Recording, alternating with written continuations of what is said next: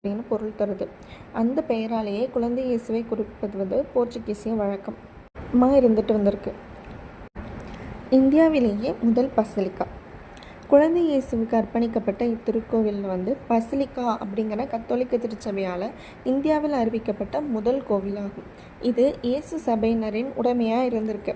இக்கோவில் இந்தியாவில் புரோக்கு கலை பயணிக்கு சிறந்த எடுத்துக்காட்டாகவும் விளங்குது.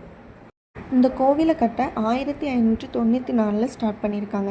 இந்த கோவில் 1605 மே மாதத்தில் தான் ஓப்பன் பண்ணியிருக்காங்க.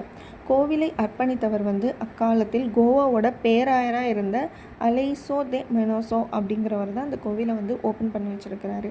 புனித சவேரியாரோட உடல். இக்கோவிலில் தான் புனித பிரான்சிஸ் சவேரியாரோட உடல் அழியா நிலையில் இருக்குது.